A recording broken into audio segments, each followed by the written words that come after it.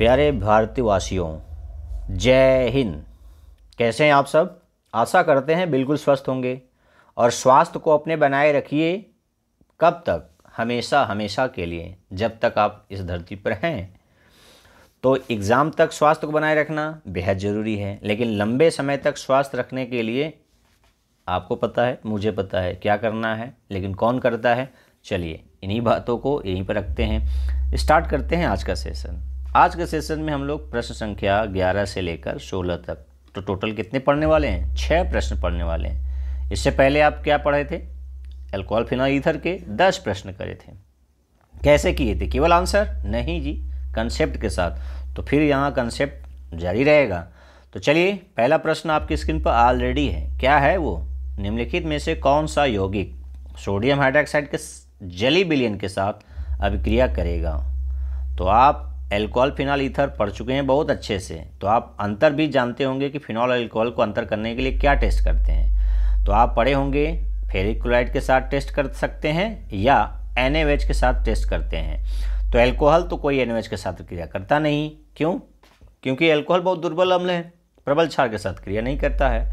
लेकिन फिनॉल थोड़ा अम्ली है, ये NaOH के साथ क्रिया कर जाता है और क्या बना देता है? सोडियम फिनॉक्साइड बना देता है। तो देखिए, 4 ऑप्शन में से ये फिनॉल है और 4 अल्कोहल, 3 अल्कोहल है। ये बेंजील अल्कोहल, ये टर्शियरी अल्कोहल, ये एथेनॉल है। तो ये तीनों अल्कोहल NaOH के साथ कोई क्रिया नहीं करते, जबकि ये NaOH के साथ जाएगा तो सोडियम फिनॉक्साइड बनाएगा। ठीक है, C6H5O माइनस और Na+। ठीक है, फिर से मैं फार्मूला लिख दे रहा हूँ, C6H5O Na+। तो ये सोडियम फिनॉक्साइड किसके साथ? NaOH के साथ जाएगा। ठीक है, तो कंसेप्ट समझ में आ रहा है कि अल्कोहल कोई नहीं क्रिया करता है, फिनॉल करता है। क्या बनाता है? साल्ट और पानी, लवण और जल। चलिए अगला प्रश्न कुछ फिनॉल से रिलेटेड है। फिनॉल खाली स्थान से कम अम्लीय है। किससे कम अम्लीय है भाई? एथेनॉल से तो ज़्यादा अम्लीय होता है, क्योंकि आपका लॉजिक ही कहता है कि एथेनॉल फिनॉल से ज़्यादा कम अम्लीय क्यों है, या फिनॉल एथेनॉल से ज़्यादा अम्लीय क्यों है। तो यहाँ पूछ रहा है फिनॉल से कम अम्लीय, यानी इन तीनों में फिनॉल से भी ज़्यादा कोई ज़बरदस्त एसिडिक है? कौन है वो? छाटिए। एथेनॉल तो नहीं है।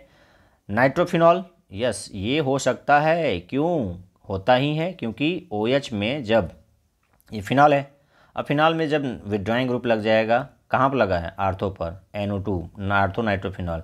तो इलेक्ट्रॉन विड्रॉइंग ग्रुप होने की वजह से EWG इलेक्ट्रॉन विड्रॉइंग ग्रुप मतलब इलेक्ट्रॉन खींचने वाला समूह है NO2। तो ये इलेक्ट्रॉन खींचेगा तो फिनॉल की एसिडिक कैरेक्टर बढ़ा देता है, और बढ़ा देगा तो फिनॉल से ज़्यादा अम्लीय हो जाएगा। जबकि तीसरा है आर्थो मेथिल फिनॉल, यानी जब CH3 लगाया तो डोनेटिंग ग्रुप होता है, तो ये तो घटाएगा।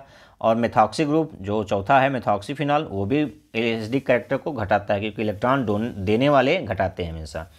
तो किससे कम रहेगा? दूसरे वाले से, आर्थो नाइट्रोफिनॉल से फिनॉल कम अम्लीय है। Good, very good.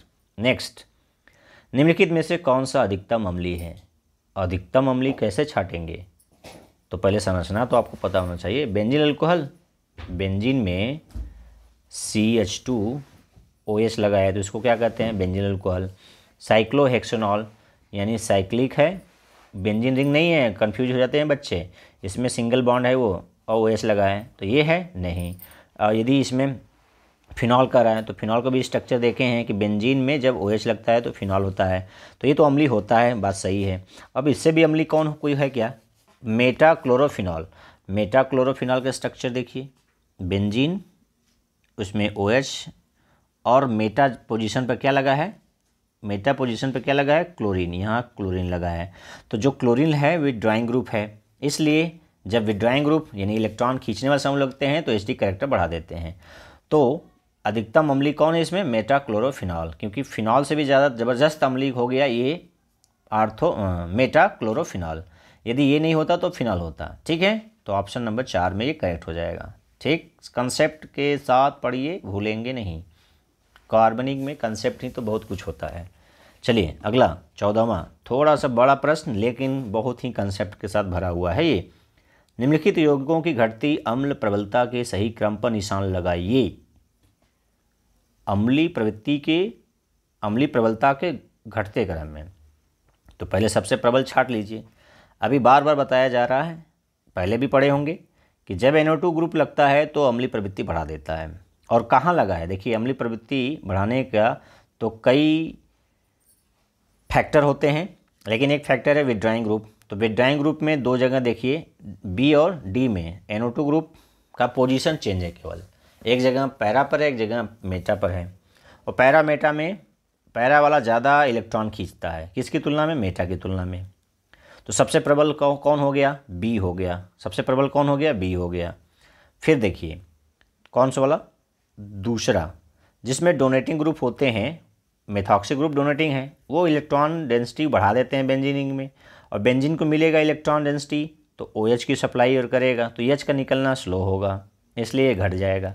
और जिसमें फिनॉल में देखिए कोई नहीं लगा, ना खींचने वाला ना देने वाला, तो डोनेटिंग ग्रुप घटाते हैं, विथड्राइंग ग्रुप बढ़ाते हैं, और जो ना देते हैं ना लेते हैं वो क्या है, तो उन दोनों के बीच का होगा।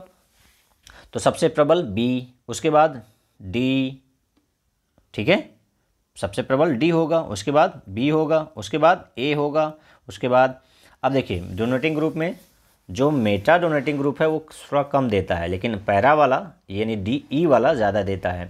तो ए के बाद क्या होगा, सी, उसके बाद ई, क्योंकि मेटा पर जो पोजीशन पर डोनेटिंग ग्रुप लगे होते हैं वो उतना प्रभावी डोनेट नहीं करते हैं जितना कि पैरा और आर्थो वाले।